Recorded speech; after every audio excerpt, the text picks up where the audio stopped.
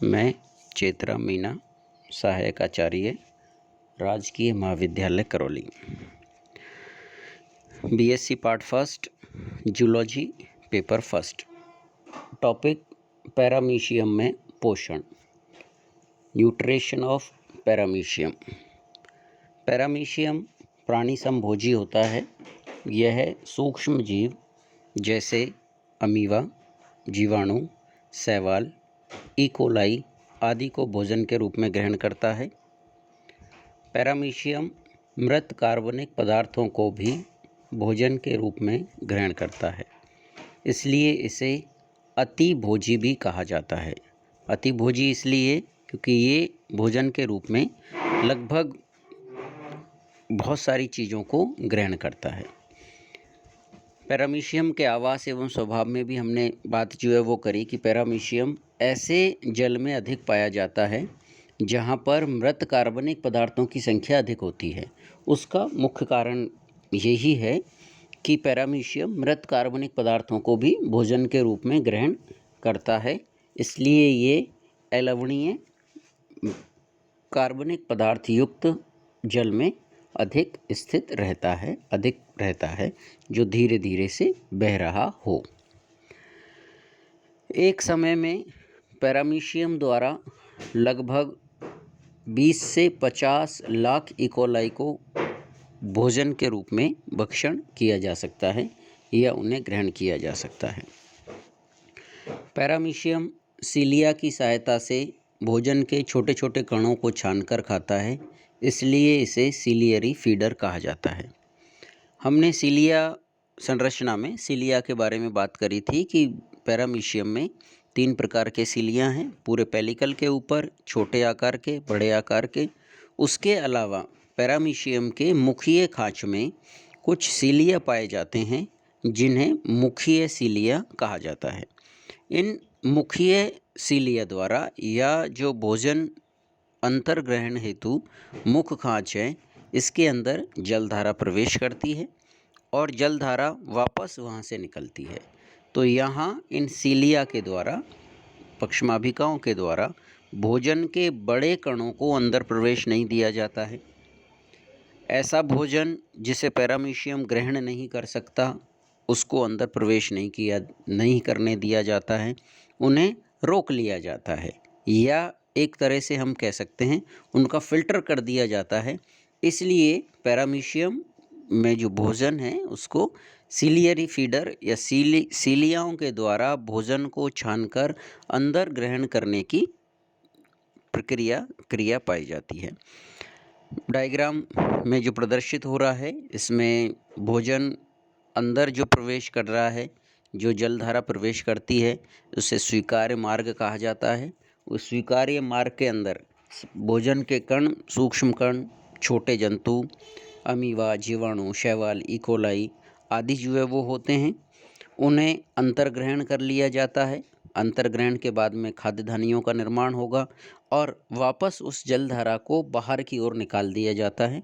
उसे अस्वीकार मार्ग कहा जाता है। इस अस्वीकार मार्ग में भोजन के बड़े कण या ऐसे जो है वो भोजन के कण जिन्हें पैरामीशियम ग्रहण नहीं करता है, उन्हें वापस बाहर निकाल दिया जाता है। तो इस तरह से पैरामीशियम में पानी की जलधारा के साथ भोजन अंदर आता है और बाहर जाती हुई जलधारा के साथ जो भोजन ग्रहण नहीं किया जाना है वो बाहर निकल जाता है। पैरामीशियम में पोषण को समझने के लिए इसे 3 भागों में डिवाइड करते हैं। नंबर 1 भोजन अंतर्ग्रहण, नंबर 2 भोजन का पाचन व अवशोषण और नंबर 3 भोजन का बहिर्त्याग। सबसे पहले हम देखते हैं पैरामीशियम में भोजन का अंतर्ग्रहण। पैरामीशियम के मुखीय सीलिया में एक साथ गमन होने से जलधारा उत्पन्न होती है, जिससे भोज्य पदार्थ युक्त जलधारा मुख खाँच में होती हुई मुख उपकरण तक पहुँचती है। मुख उपकरण में मुखीय सीलिया द्वारा भोजन के छोटे कणों को अंदर प्रवेश दिया जाता है, जिसे स्वीकार मार्ग कहा जाता है, और भोजन के बड़े कणों को वापस निकाल दिया जाता है। भोजन के बड़े कणों को बाहर त्याग दिया जाता है, जिसे अस्वीकार मार्ग कहा जाता है।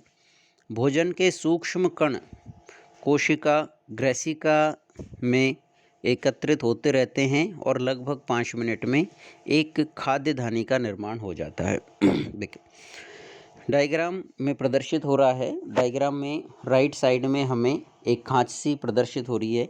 उस पूरे खांच के को हम मुख उपकरण कहते हैं। इस मुख उपकरण में ऊपर खांच है जहाँ से जलधारा अंदर प्रवेश करती है और उसी से जलधारा बाहर प्रवेश करती है। मुख्य उपकरण में नीचे ग्रसिका पाई जाती है और ग्रसिका के नीचे खाद्य धानियों का निर्माण होता है। औसतन हम बात कर रहे हैं एक खाद्य धानी के निर्माण होने में लगभग 5 मिनट का समय लग जाता है। सीलिया के गमन से, सीलिया जब अंदर की ओर गति करती है तो जलधारा मुख्य उपकरण मुख्य खांच में अंदर प्रवेश करती है और सीलिया जब बाहर की ओर गति करती है तो जलधारा बाहर की ओर गति करती है। तो इस तरह से जो मुख्य खांच के अंदर जलधारा प्रवेश करती है उसे स्वीकार मार्ग कहा जाता है, जिसमें भोजन के छोटे कण अंदर प्रवेश करते हैं। बड़े कणों को या ऐसा भोजन जिसे पैरामीशियम द्वारा ग्रहण नहीं किया जाना है उसे सीलिया के द्वारा बाहर ही रोक दिया जाता है। इसलिए कहा जाता है कि पैरामीशियम अपनी सीलिया की सहायता से भोजन को छान कर अंदर प्रवेश करता है या सीलिया के द्वारा भोजन को छानता है या सीलियरी फीडर कहा जाता है। दूसरा पोषण में है भोजन का पाचन व अवशोषण। सबसे पहले जैसे ही भोजन अंतर्ग्रहण किया जाता है, भोजन अंतर्ग्रहण होते ही खाद्य धानी का निर्माण हो जाता है। सबसे पहले खाद्य धानी के चारों ओर पानी की एक परत या पानी की एक लेयर का निर्माण हो जाता है। इसके उपरांत लाइसोसोम खाद्य धानियों से जुड़कर पाचक एंजाइम को खाद्य धानी में छोड़ देते हैं। लाइसोसोम द्वारा मुख्य रूप से कार्बोहाइड्रेज जो कार्बोहाइड्रेट का पाचन करते हैं, प्रोटीएज जो प्रोटीन का पाचन करते हैं, लाइपेज जो लिपिड का पाचन करते हैं। एंजाइम छोड़े जाते हैं जो क्रमशः कार्बोहाइड्रेट, प्रोटीन व लिपिड का पाचन करते हैं।